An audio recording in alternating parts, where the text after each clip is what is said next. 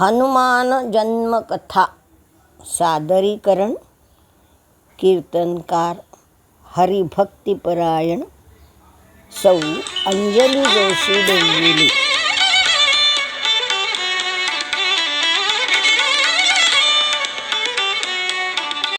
कुलगुरूंच्या सांगण्यानुसार दशरथ राजांनी पुत्रकामेष्ठी यज्ञ केला. त्या यज्ञीय ज्वालेमधून एक रक्तवर्ण महापुरुष प्रत्यक्ष अग्निदेव प्रकट झाला. दशरथाला त्यांनी पायसाचं दान दिलं आणि ते पायस आपल्या स्त्रियांना दे. त्यांचं भक्षण केल्यामुळे त्यांच्या पोटी शूरवीर असे 4 योद्धे जन्माला येतील असा वरही दिला. दशरथ राजांनी ते पायस वाटत असताना, स्त्रियांना देत असताना, आपली सर्वात लाडकी राणी कैकेयी हिला मात्र तो शेवट दिलेला आहे आणि त्याचा नेमका कैकेयीला राग आला. चिडलेली आहे थोडीशी. त्या विमनस्क अवस्थेमध्ये असतानाच एक घार आली. तिने त्या कैकेयीच्या हातातील पिंड झडपून नेला आणि तो नेऊन अंजनीच्या हातामध्ये किंवा उंजळीमध्ये टाकला. ही सर्व जी घटना आहे बरं का, त्याला फार मोठा अर्थ आहे. कुठलीही साधी घटना किंवा कार्य घडतं त्यावेळेला त्याला कार्यकारण संबंध असतोच. आपल्याला तो कळत नाही. आता ही तर घटना खूप मोठी आहे आणि ईश्वरी इच्छेने झालेली आहे. भक्तजनांचं पालन आणि दुष्टांचा विनाश हा हेतू त्याच्या मागे आहे. ही सर्व कथा आज आपल्याला हनुमान जन्माच्या निमित्ताने ऐकायची आहे. सुग्रीव सेना नायक वीरेश्वर एक केसरी नाम.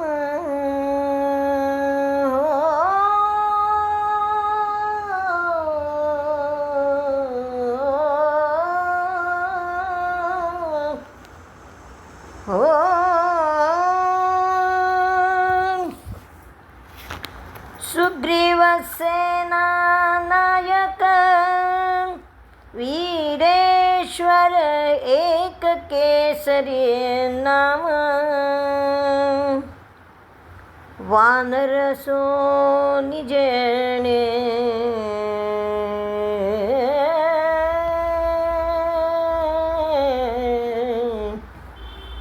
वानर सो निजेणे केले अभ्यस्त योग्य साम. राम राम राम हरे हरे राम राम राम राम सीतापते राम राम. केसरी नावाचा एक वानर, कोण आहे तो? सुग्रीव सेनानायक आहे. आणि वानर असून सुद्धा त्यांनी ऋग्वेद, यजुर्वेद, सामवेद सगळा अभ्यास केला. वेदाभ्यासी आहे, अत्यंत हुशार असा हा वानर. आणि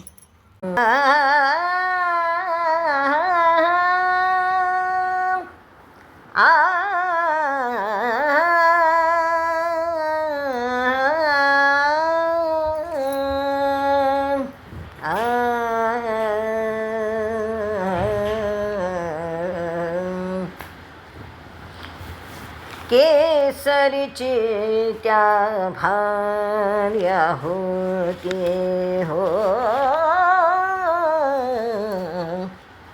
केसरीची त्या भार्या होती. नामांजनी युवती नामांजनी युवती ऋष्यमुख गिरीवरी बैसोनी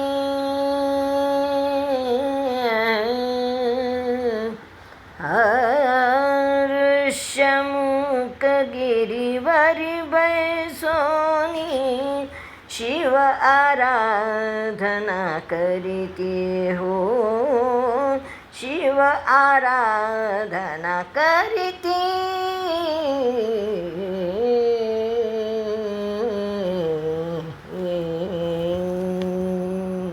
केसरी नामे भार्या त्याची रुद्रांजनी अंजनी हो, केसरी नाम भार्या त्याची रुद्रांजनी अंजनी सती बहु विश्रुत ते सज्जनी, सती बहु विश्रुत ते सज्जनी. नंदन व्हाया पवित्र कीर्ती वीर बलाढ्य तो जनी, नंदन व्हाया पवित्र कीर्ती वीर बलाढ्य तो जनी. तपाते करी गिरीवरी निर्जनी, तपाते करी गिरीवरी निर्जनी. गौरी वल्लभ मनी चिंतोनी, गौरी वल्लभ मनी चिंतोनी विषय भोग त्यागुनी करीवा नियमाते साजणी. आपल्याला उत्तम लक्षणी शूर वीर बलाढ्य असा पुत्र व्हावा म्हणून केसरी आणि अंजनी दोघांनी मोठी तपस्या केली. अंजनीने तर निर्जन अशा ऋष्यमुख गिरीशिखरावर बसून त्या महादेवाची आराधना केली. अनेक वर्ष तपस्या केली, विषयभोग सोडले. एवढंच नाही तर 60,000 वर्ष तिने मौन व्रत धरलं. 60 सहस्रे वर्षेपर्यंत मौन धरोनी तपा करिता आराधिला उमाकांत. प्रसन्न झाला पंक्ती.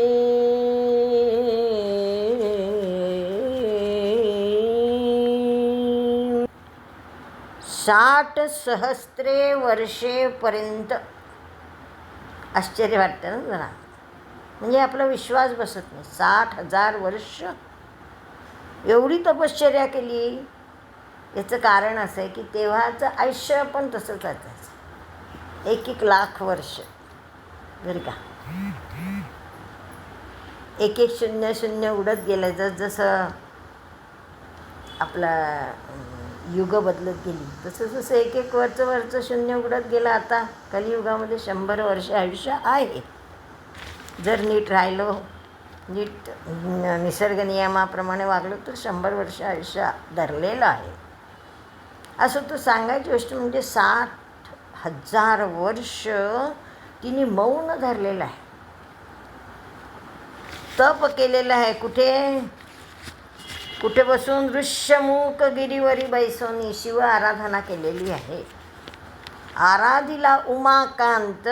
आता इतके वर्ष मौन धरून तपश्चर्या केलेली आहे. कशासाठी? सुपुत्र व्हावा म्हणून.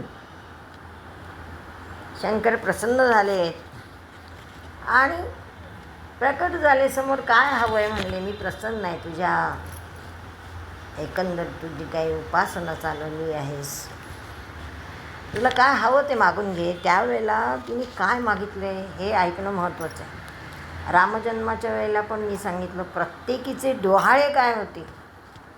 कैकेयीचे डोहाळे आपण ऐकले,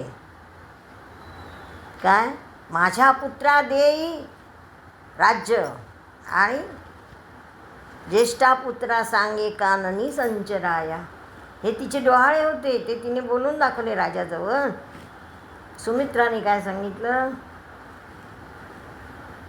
कौसल्याच्या पुत्राची सेवा माझ्या मुलाकडून व्हावी ही सुमित्राची इच्छा होती, म्हणून लक्ष्मणाने आयुष्यभर रामाची सेवा केलेली. म्हणून आम्ही कीर्तनकार सगळे जणांना नेहमी सांगत असतो की कुठल्याही आपल्या जन्माची कीर्तन आहेत ती जरूर ऐका.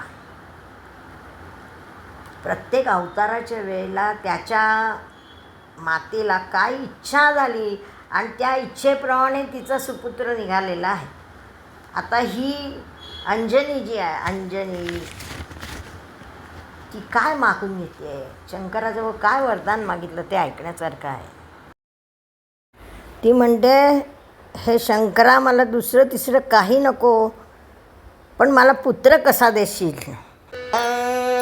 शंकरा दे मजला वरदान, मागणे नच दुसरे मज जाण, मागणे नच दुसरे मज जाण, शंकरा दे मजला वरदान.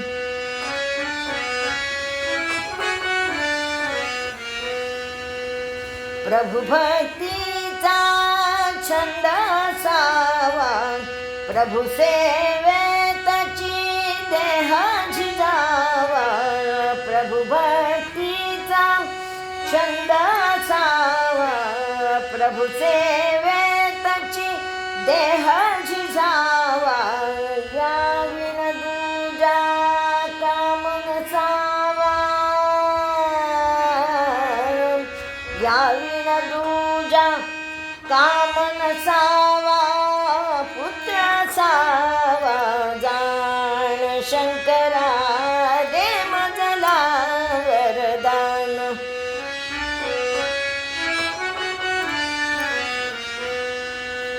विद्ये माझी वरिष्ठ असावा, रिपुगण राक्षस रणी जिंकावा, विद्ये माझी वरिष्ठ असावा,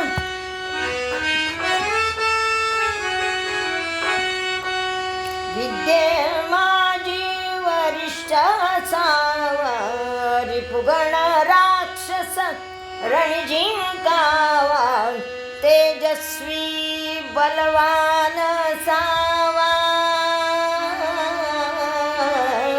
तेजस्वी बलवान असावा, पुत्र असावा जाण, शंकरा दे मजला रे, दे मजला रे, दे मजला वरदान.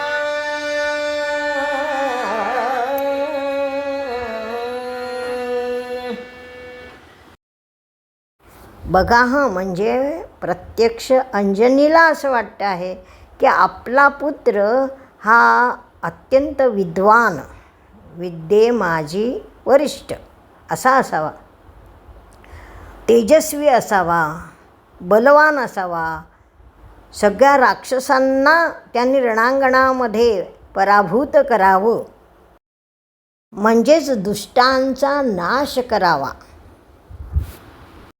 सर्वात महत्त्वाचं म्हणजे त्याला प्रभुभक्तीचा नाद असावा. प्रभू म्हणजे रामचंद्र, त्या रामचंद्राच्या सेवेमध्येच ह्याचा देह झिजावा, दुसरा कुठलाही विषय किंवा कुठलीही कामना त्याच्यामध्ये नसावी, असा तो परमश्रेष्ठ भक्त व्हावा. ही त्या अंजनीची मनोमन इच्छा आहे. शंकर प्रसन्न झाले आणि मनाशीच म्हणाले की हिच्या इच्छेप्रमाणे हिला पुत्र तर द्यावाच, पण आपण स्वतःच हिच्या पोटी जन्म घेतला तर आपल्याकडून रामाची सेवा होऊ शकेल. आणि प्रसन्न होऊन तिला म्हणते, मग उमा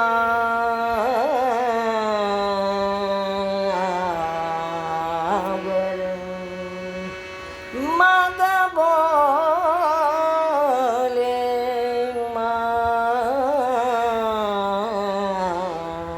मावर 11वा मी महारुद्र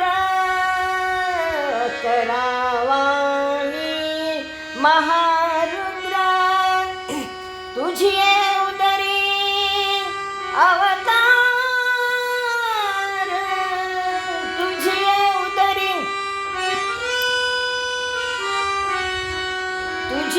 उदरी अवतार धारी अक्षय जाण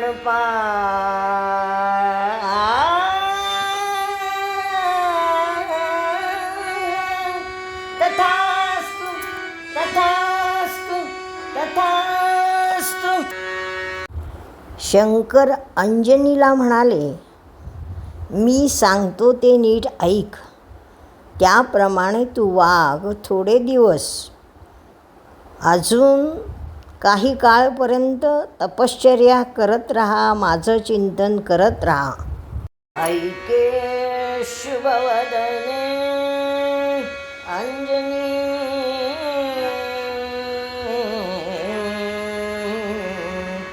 तू अंजली पात्र पसरोनी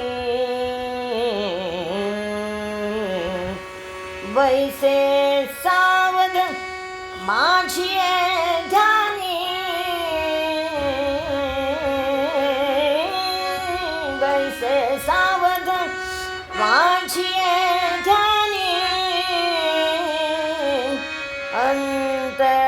अंतर्दृष्टी करोनिया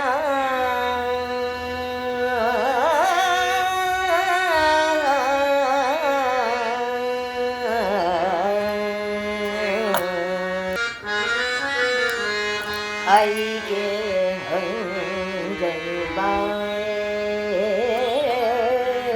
ऐके अंजनी बाये ध्यानी घे मम वचस ध्यानी घे मम वचस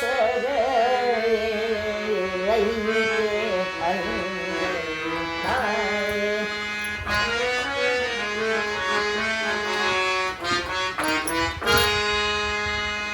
सुटेल अद्भुत जाण प्रभंजन सुटेल अद्भुत जाण प्रभंजन तू ते देईल प्रसाद बाळे तू ते देईल प्रसाद बाळे ऐके अंजनी बाये अंजनी बाये अंजनी बाये.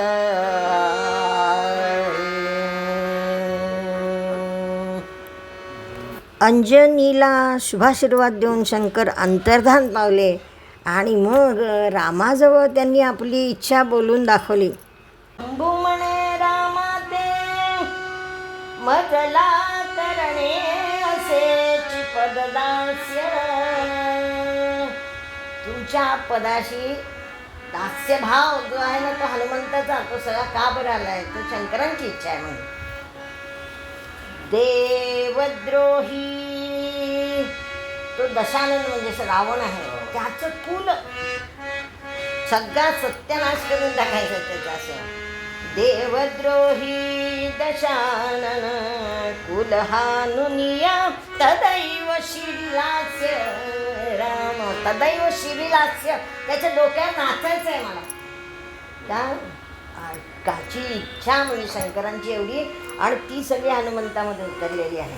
अरेच्छा म्हणजे प्रभू रामचंद्रांची सेवा करण्याच्या निमित्ताने शंकर आता प्रभूंच्या सान्निध्यात जाणार त्यांच्या सहवासात राहणार. आता गंमत काय झाली की हे सगळं पार्वती देवींना समजलं आणि मग त्या म्हणल्या की नाही नाही, मला पण तुमच्याबरोबर यायचंच आहे. शंकर म्हणले, ह्या वेळेचा जन्म माझा ब्रह्मचर्याचा आहे, त्यामुळे तुला काही माझ्याबरोबर येता येणार नाही. पण शक्तिदेवी काय ऐके ना, म्हणले नाही, जिथे शिव आहे तिथे शक्ती असलीच पाहिजे, मी तुमच्याबरोबर येणार. आणि मग तेव्हा शंकरांनी सांगितलं की तू ये माझ्याबरोबर. तू माझ्याबरोबर येशील तर कुठल्या रूपात येशील, तर शेपटीच्या किंवा पुच्छ आपण ज्याला म्हणतो त्या रूपाने तू माझ्याबरोबर ये. आणि म्हणून हनुमंताची जी पुच्छ आहे ती शक्तिरूपाने आलेली आहे. त्या शेपटीमध्ये प्रचंड शक्ती आहे आणि तीच शिवाची शक्ती आहे. शंकरांच्या सांगण्यानुसार अंजनीने आपलं व्रत पुढे चालू ठेवलं. मन अंतर्मुख करून शिवाचं चिंतन करीत, इच्छित पुत्राच्या रूपाची कल्पना करत ती त्या पर्वत शिखरावर ओंजळ पसरून बसून राहिली. काही दिवसांनी खरंच खूप मोठा वारा सुटला आणि एका घारीने तिच्या ओंजळीमध्ये पायसाचा प्रसाद आणून टाकला.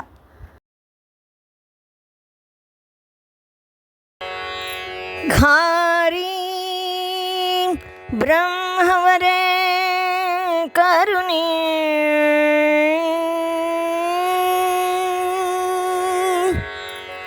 उडून गेली स्वस्थानी.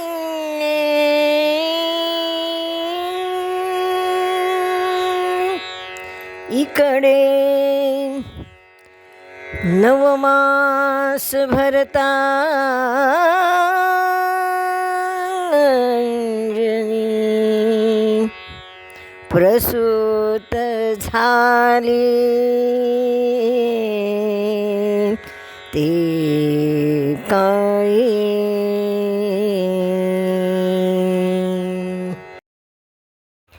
आता ही घार कोण होती हे पण ऐकण्यासारखं आहे बरं का. ब्रह्मदेवाच्या दरबारामध्ये सुवर्चा नावाची एक अप्सरा गाणं गात असताना, आपली कला सादर करत असताना तिचा थोडासा स्वर चुकला, ताल चुकला आणि ब्रह्मदेवांनी चिडून तिला शाप दिला, तू मर्त्यलोकी जाशील, घार होशील. बघा, आम्ही एवढ्या चुका करतो. त्या काळामध्ये थोडीसुद्धा चूक खपत नव्हती, लगेच शाप मिळत असे. अप्सरा घाबरली आणि तिने ब्रह्मदेवाकडे उशाप मागितला. तेव्हा ब्रह्मदेवाने सांगितलं की तू कैकेयीच्या हातातला पिंड उचलून ज्या वेळेला अंजनीच्या ओंजळीमध्ये टाकशील तेव्हा तू शापमुक्त होऊन पुन्हा स्वस्थानी येऊ शकशील. बघा सर्व घटना त्या प्रभूच्या इच्छेनुसारच झालेली आहे. चैत्र महिन्यातल्या पौर्णिमेला शनिवारी पहाटे सूर्योदय समयाला अंजनीच्या पोटी त्या महारुद्राने हनुमंताच्या रूपाने जन्म घेतलेला आहे. महारुद्र हनुमान की जय. बोला पवन सुत हनुमान की जय.